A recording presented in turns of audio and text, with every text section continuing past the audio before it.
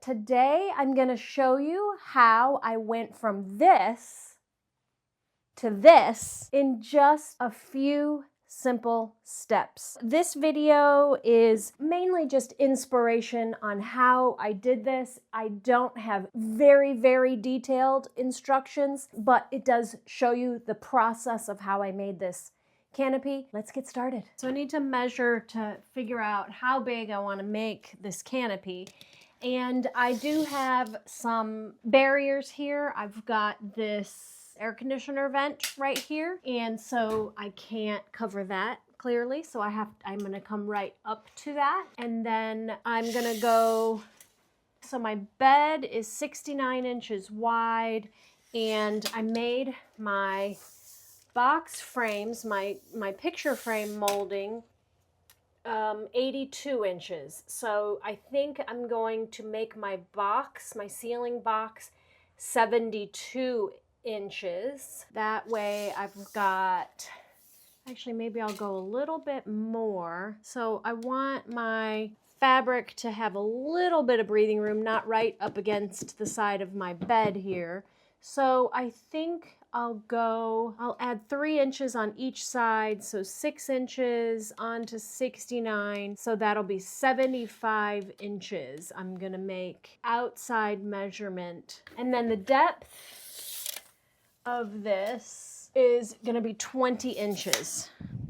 So I'm gonna make it 20 by 75. I bought 2x3s for this project because that's all I need. It's got, you know, 1.5 inches or 1 3/4 this way, so that'll give me plenty of space to attach my fabric, but a little bit narrower this way so that it's not so heavy. All right, so let me grab my tools and let's get making a box.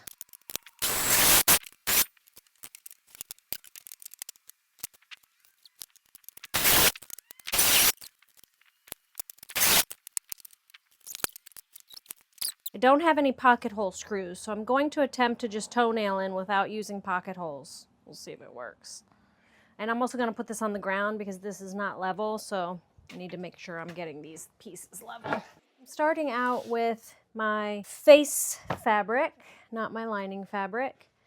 So this is going to be my face fabric, and I determined I'm going to have a 13-inch drop on my canopy because my ceilings are low. Obviously this is subjective. If you've got really high ceilings, you'll want this measurement to be longer. So I am cutting it 14.5 to give myself a 1/2 inch for seam allowance, and then 1.5 inches on the top to go over the top of my board.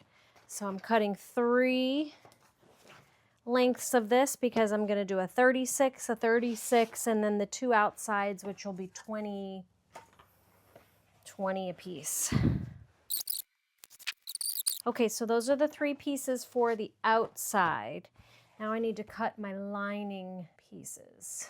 I'm going to do my front canopy with a single box pleat in the center, and then of course the 2 kick pleats on either corner. And I've already got this cut. So, all right, so I'm gonna stitch this together so I have a long piece. So now I've got one long strip, and I've got this piece here, and I want to make sure that I'm stitching it together at the bottom.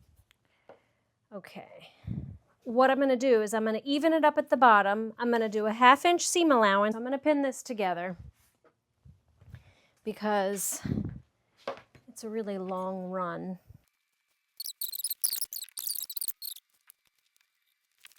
And then I think I'm going to put some sort of I wonder if I should put welt in this, to be honest. Should I put welt in this? No, because that won't make the box. It'll make it, okay.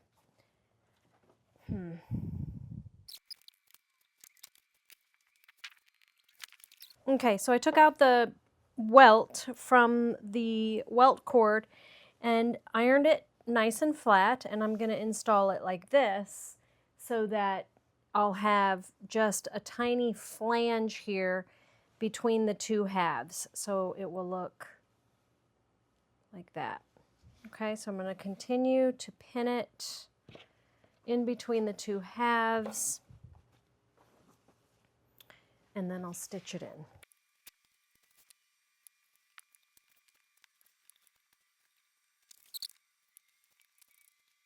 So now I'll take this whole thing to the sewing machine and we'll stitch across the top.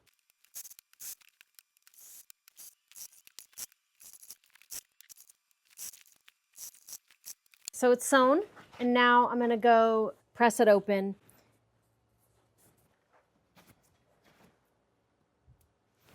Okay, so this is all pressed, and I'm going to go ahead and put a top stitch in the top edge of this because this is upholstery fabric and it's never going to lay down flat if I don't put a top stitch there. So I left off at the part where I was sewing in this flange here, and then I basically just skipped over the rest of creating this, attaching it to the box that I created, attaching the box to the ceiling because it was late on last Saturday night. I probably got this bit installed at about 10 p.m. because my husband was at work and I just kept working until it was done. So let me just explain kind of how I did it. So this is my wood box, and what I did is I had that on my table and I attached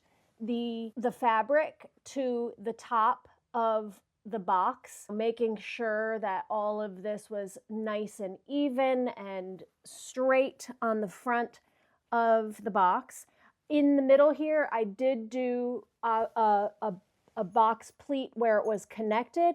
I thought I was going to have enough to go around and do the sides, but I did not. So therefore, I just cut the fabric here. I did like a detached box pleat like you would do in upholstery, because with the flange, it made it really difficult to attach another piece of fabric to make it go continually around the edge. So if I could give you a little bit of advice, it would be don't put a flange if you're new to this type of thing. Just sew your two pieces of fabric together and leave it at that. If you want to put an accent trim, attach it to your fabric after the fact. It'll be a lot easier. Then I came in here and I screwed the whole box to the studs in the ceiling. The fabric was attached and I screwed the box to the ceiling like that, because obviously the fabric is on the top of this 2x3 square box.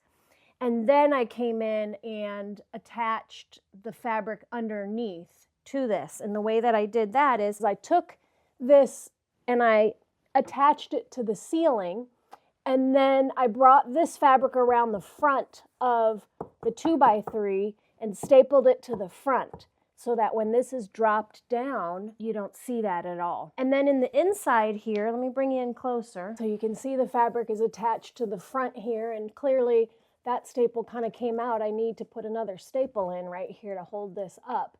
But when this is down, you don't see that at all from the inside. Here it is underneath, and you don't see the staples at all. All you see is, the inside of the valance. And then that part there, I was able to get the nose of my staple gun up into that crevice because I have a long nose staple gun. However, initially my thought was I would just go ahead and staple to this edge, and then I was going to put a piece of welt trim there or potentially a ribbon trim there.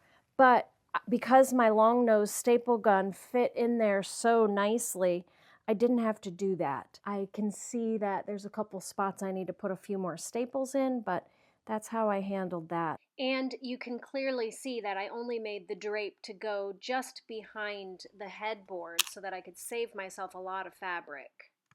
So that's how I fastened this piece to the board, fastened the board to the ceiling, and how I basically closed it up and finished it off in here.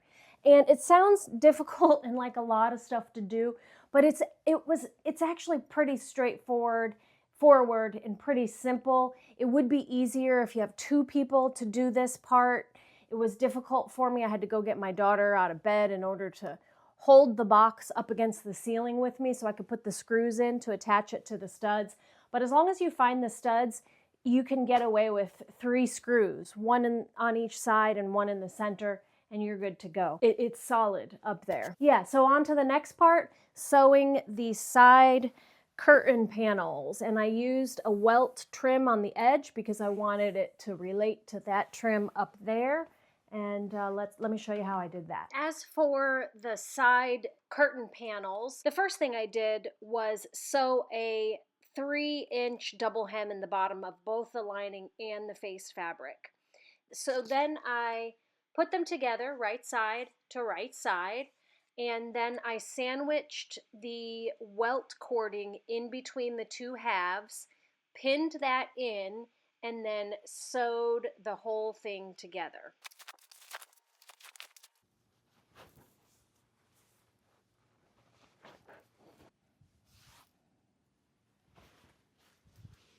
I think I'll put a drapery weight down here though, but I actually think that's okay.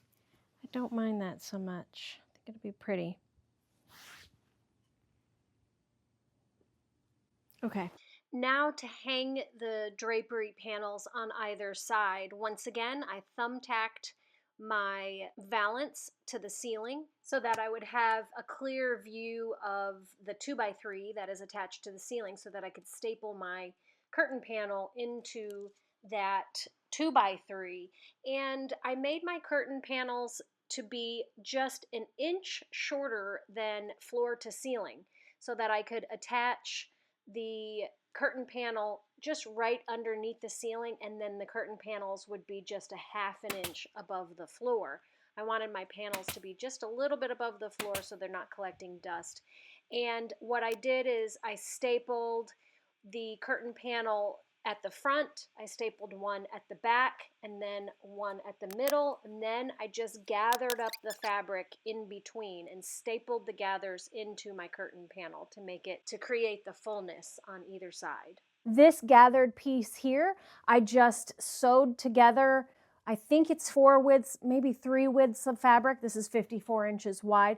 So I believe it does need to be pretty full back here for it to look nice. You don't want it to be super like flat here. You want a lot of fullness back here. So that's the gist. If you want to see how I installed all the trim molding on the walls, or the video on how I antiqued these mirrors, you can click on the link right here and I'll see you over there.